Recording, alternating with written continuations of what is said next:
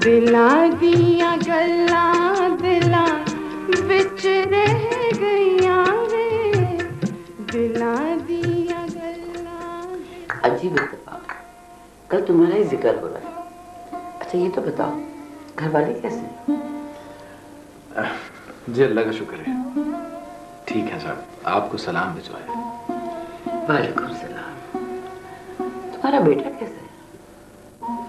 कुछ दिनों पहले तक तो उन साहबजादे को बुखार था, लेकिन अब ठीक है। शुक्र। और बीवी का क्या हाल है? जी वो भी ठीक है, अल्लाह का शुक्र है। लेकिन मैंने तो सुना था कि तुम दोनों के आपस के हालात कुछ ठीक नहीं, इसमें कहां तक सदाकत? कुछ खास नहीं जी, अब देखिए ना, छोटी मोटी लड़ाई किस घर में नहीं होती। ये तो ठीक है, लेकिन मैं सब हालात से बाखबर हूं। देखो बेटा, मेरे नजदीक ही मामूली बात नहीं है कि तुम्हारी बीवी हर 2-4 महीने बाद लड़ झगड़ के अपने मेके में जाकर डेरा जमा लेती है। ये सब जानते हैं, सब बाखबर हैं इस चीज से, सिवाय हमारे। लेकिन खैर छोड़ो, ये बताओ तुम्हारी बीवी तुम्हारे साथ है ना? जी। देखो बेटा, पहले तुम दोनों की आपस में रिश्तेदारी थी, लेकिन शादी के बाद अब ये रिश्ता बहुत मजबूत हो गया है। मैं चाहती हूँ कि जिस तरह तुम शादी से पहले एक दूसरे के साथ खुशी खुर्रम जिंदगी गुजार करते थे, उस तरह अभी भी गुजारा करो। ये बात ठीक है कि मियाँ बीवी में ऊंच नीच हो ही जाती है, लेकिन इसका मतलब ये नहीं है कि आप मुकम्मल किनारा कशी कर लें। जिंदगी गुजारने के लिए हर किस्म के हालात से समझौता करना पड़ता है बेटा। सज्जो नजर नहीं आ रही, और नजमा कैसी है? सज्जो तो अपने दोस्त के पास कुछ नोट्स लेने गई है, और नजमा का नहीं तुम्हें पता, माशाल्लाह से अल्लाह ने उसे बहुत प्यारे बेटे से नवाजा है। और पता है उसका नाम से क्या रखा है? अज्जू। ये भी कोई नाम है? वैसे नाम तो उसका असद अली है, लेकिन वो अज्जू ही कहते हैं। सब लोग कहते हैं कि तुम किस किस्म का नाम उकार रही हो, इसको बदलो, लेकिन वो बिल्कुल बदलने के लिए तैयार नहीं है। और कोई उससे कहती है मेरे काम में टांग नहीं अड़ाओ भाई। हाँ बस कह दिया, आज से मैं आपको अज्जू कह दूंगा। मुझे ये नाम बहुत पसंद है, अज्जू। बिच रह गईया वे ना। बिल्कुल भी बस बताओ क्यों। अम्मी देखे भाई, इनको मैं बाल खींच रही हैं। तुम लोग क्यों झगड़ रहे हो? कब से झगड़ रहे हो? आखिर अब क्या बात हो गई? अम्मा देखें जरा अपनी लाडली को, कोई काम नहीं करती, प्याली उठाने से इनकी जान जाती है। मेरा कुछ तो हाथ बटाया करेंगे। मैं क्यों करूं काम, आप किसकी हैं फिर? देखो तो मां कितनी तेज इसकी ज़बान चलती है। बस करो। अम्मी कम से कम अपना काम तो खुद किया करे ना, अब वो भी मैं ही करूं। बेटा छोटा मोटा काम कर लिया करो। अम्मी देखें, अभी मैं बच्ची हूँ, इन्होंने बीए कर लिया है ना। जब ये पढ़ती थी तो आप काम करती थी ना, अब इनको चाहिए कि मैं पढ़ती हूँ ये काम करें अपना। उम्र देखें और बातें सुने इनकी तरह, कस भर जबान, काम एक नहीं आता। अम्मी एक दिन छोड़ दें आप इसको मेरे साथ, एक दिन ठीक करके रखो। अच्छा बस करो ये झगड़ा बस करो। तुम्हारा बाप आने वाला है और उसको ये झगड़े के साथ बिल्कुल पसंद नहीं है। अम्मी यही है, बस चुप करो तुम। नज्जू जाओ बावर्ची खाने में जाकर खाने का इंतजाम करो, अबू आते होंगे और आते खाना मांगेंगे। जाओ।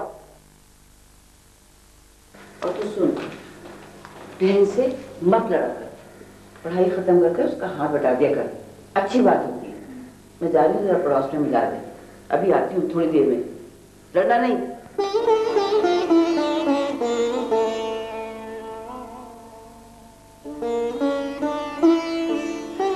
आपकी याददाश्त को पता नहीं क्या हो, छोटी छोटी बातें भूल जाती।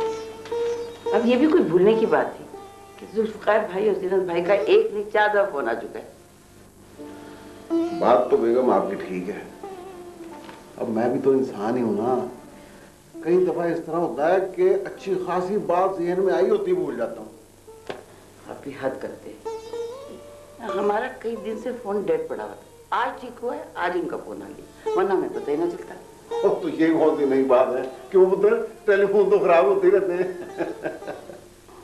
रहने दे, आप तो किसी बात को अहमियत ही नहीं देते, खामखा मैं बहस करती हूँ।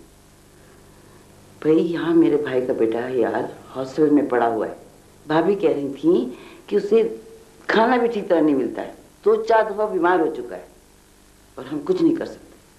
तुम तो खामखा मेरे ऊपर नजला गिराती रहती हो, और कम से कम बच्चों का तो लिहाज कर लिया करो। बड़े नाशुक्र हैं आप। वैसे अम्मी, जब आप अब्बू से लड़ती है ना तो मेरे तो बड़ा मजा आता है। चुप रहो, जब बड़े बात कर रहे होते हैं तो बच्चे बीच में नहीं बोलते। अच्छा भाई मैं चाह रही हूँ क्या यार हॉस्टल से शिफ्ट होकर हमारे घर आ जाए, वरना भाई को पता चल गया कि बहन के होते हुए मेरा बेटा दरबदर हो रहा है तो क्या कहेंगे वो। वैसे अयाल भाई जब आएंगे ना तो बड़ी रौनक लग जाएगी, मैं तो हर वक्त उनके साथ खेलती रहूंगी। और पढ़ाई कौन करेगा? डोंट वरी, वो भी हो जाएगा। सफान तो कोई देखे। और ठीक है जी, और कहने को तो मैं उसको कह दूंगा, आगे उसकी मर्जी है। अगर इसी तेवर से कहा ना तो इनकार कर देगा। और फिर आप उसको टेलीफोन पे कह दें। मेरे टेलीफोन करने में और आपके जाने में बड़ा फर्क है। अच्छा बाबा, कल सुबह पहली फुर्सत में जाके उसको मिल लूंगा। अब तो खुश है ना? ये खुशी की बात नहीं है, जिम्मेदारी की बात है। फिर वो ताना मारा ना जिम्मेदारी का।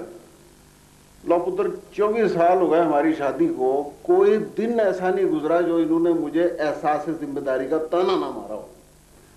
और 24 साल जो मैंने आपकी खिदमत की है, तुमने कभी शुक्रिया अदा किया? बड़े नाशुक्र हो तुम।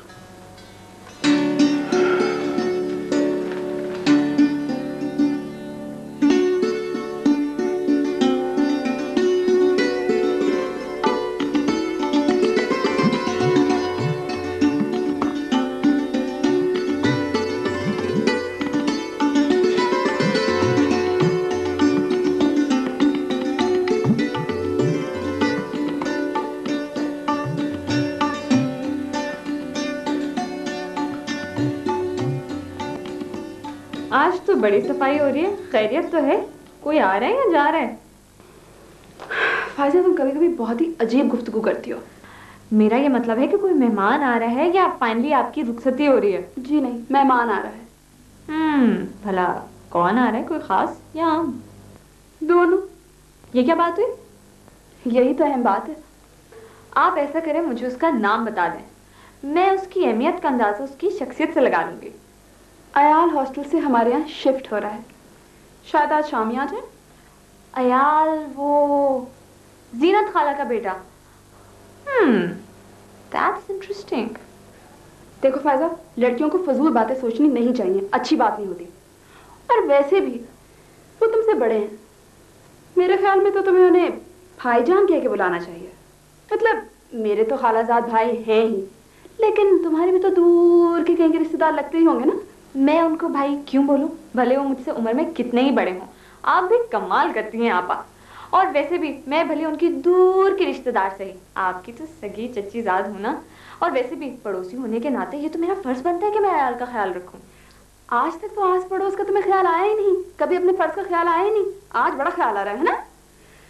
खैर, एक और बात, मैं तुमसे सिर्फ 8 महीने बड़ी हूँ। अच्छा आपा, आप भी ना बिल्कुल पुराने जमाने के दादे दादियों की तरह नसीहतें करने लग जाती हैं। मैं तो उनको अयाल ही कह के बुलाऊंगी, चाहे किसी को अच्छा लगे या बुरा।